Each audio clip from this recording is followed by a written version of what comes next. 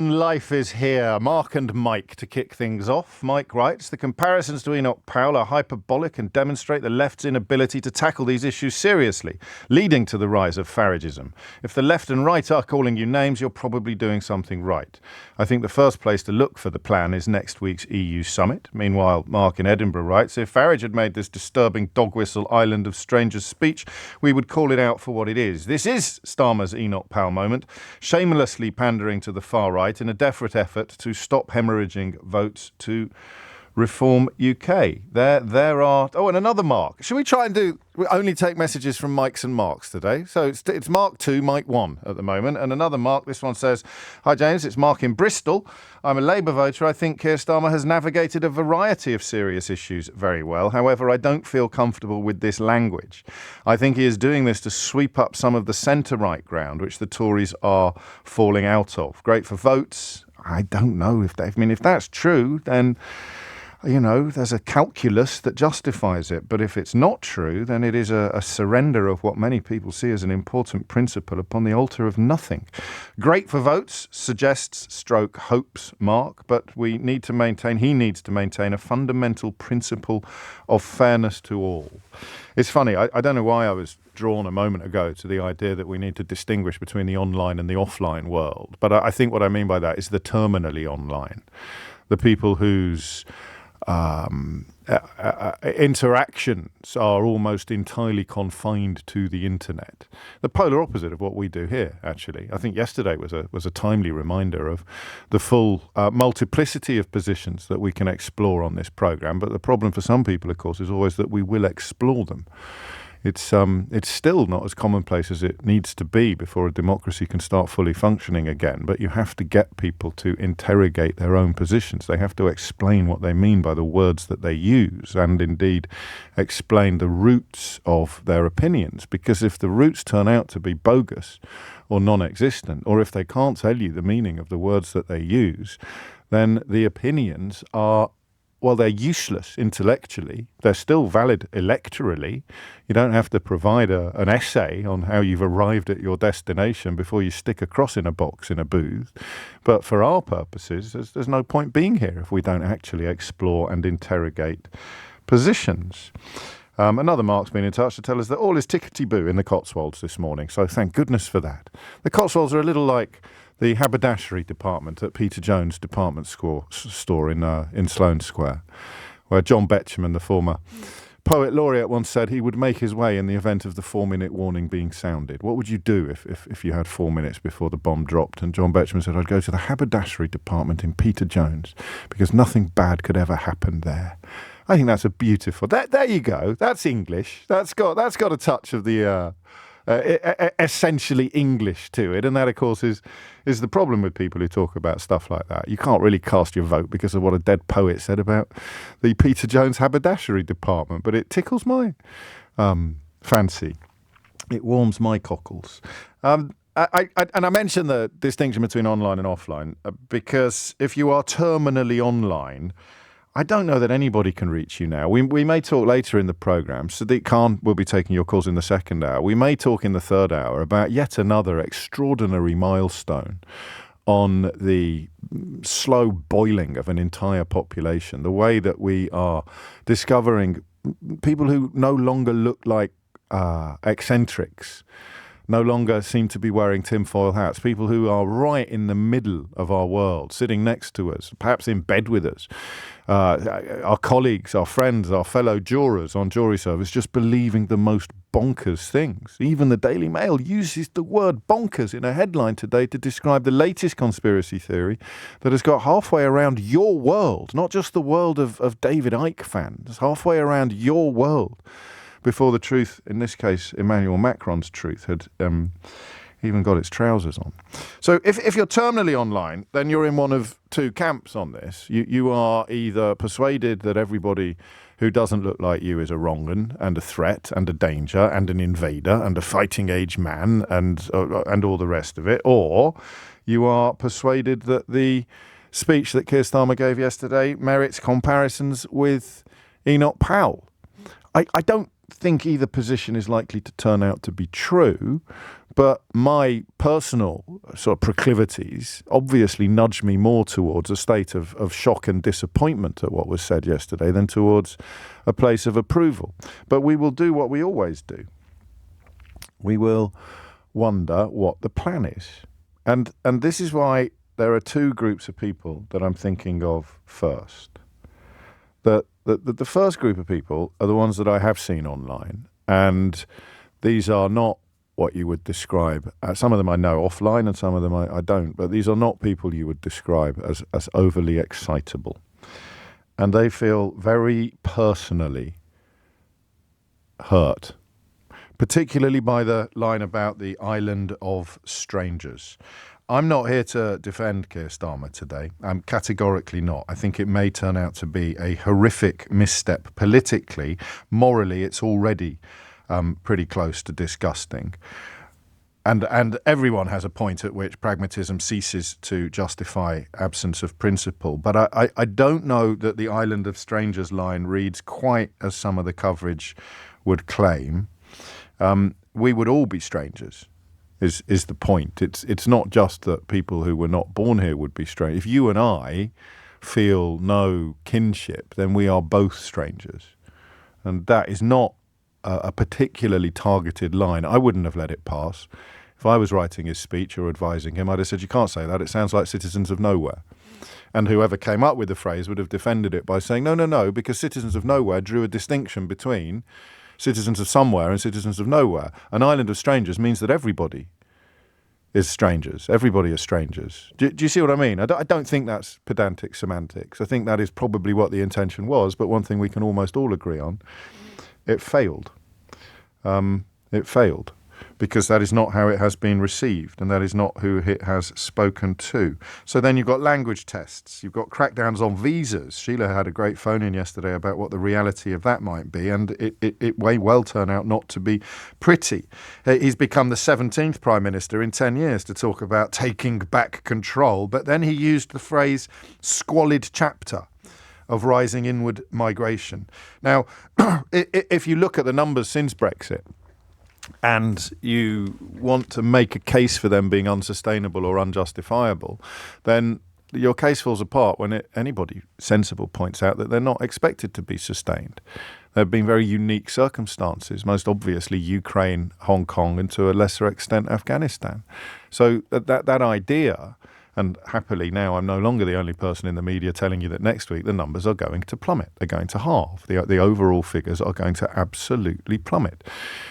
So why he's had to do this week and upset so many people is a question that only he could answer. Let me put it this way, he said. Nations depend on rules, fair rules. Sometimes they are written down. Often they are not, but either way they give shape to our values, guide us towards our rights, of course, but also our responsibilities, the obligations we owe to each other.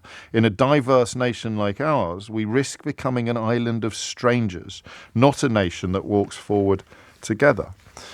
You could position that as a unifying sentiment, but it hasn't landed that way with most people I've encountered so far. Zara Sultana, the independent MP for Coventry South, wrote that Starmer had imitated Enoch Powell's speech, which, whether she realises it or not, is manna from heaven for people who are far right, for people who are racist. Comparing Enoch Powell or comparing Keir Starmer to Enoch Powell is guaranteed to push more measured analysis off the front pages. The Daily Mail will be all over it. The Guardian will have no choice but to include it in its analysis. And the question of whether or not it's fair, whether or not he seemed in any way to be painting targets on the backs of people born elsewhere, seems to me to be ignored by that analysis.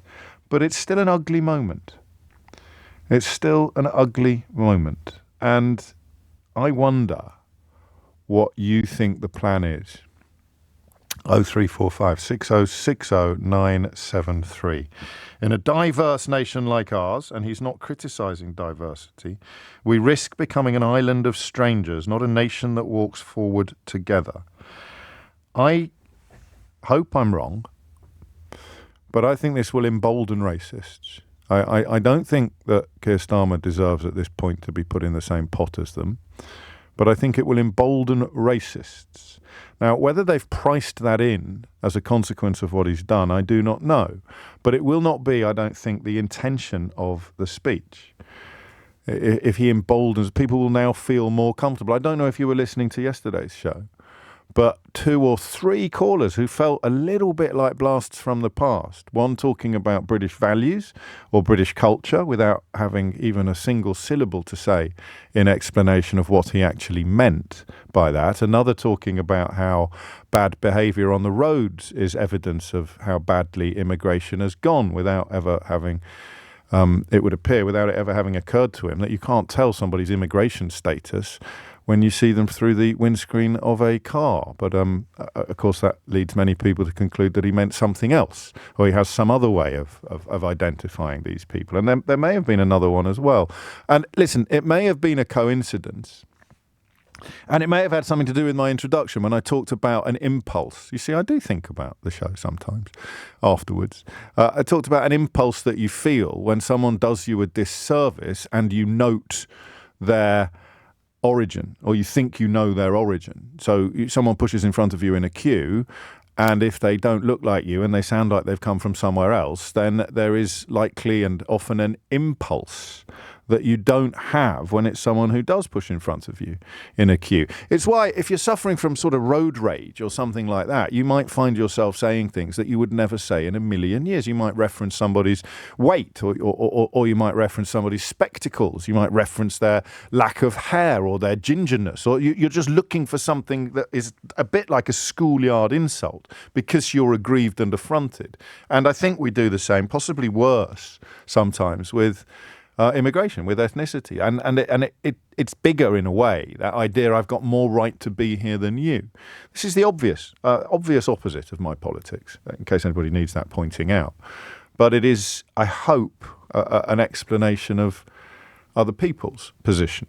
And when push came to shove, you would be as unlikely to sustain your ethnicity or your origin-based insults as you would be your spectacles or your weight-based insults in a different context with somebody who does look a little bit more like you. Like children, we focus on difference. We focus on difference, and we worry at the difference when we're trying to hurt the person that's different. So what was the plan? Keir Starmer seems to me to be talking to people who think that there are too many people in their world who do not look like them. I don't think this is about behaviour. I could be wrong, but for the massive majority of people who have high concern about immigration, the evidence tells us they don't live in areas where they are likely to regularly encounter people born elsewhere, unless they go to hospital, or they need to put a parent in a care home, or they enjoy eating out, or various other areas where overseas workers are relied on: social care, hospitality, health, universities, construction and engineering, just little things like that make no difference at all to the general well-being of a country. Social care, health, hospitality, universities, construction and engineering. The people who live in areas of very low immigration historically have the highest levels of concern about it. And I think those are the people that he's speaking to.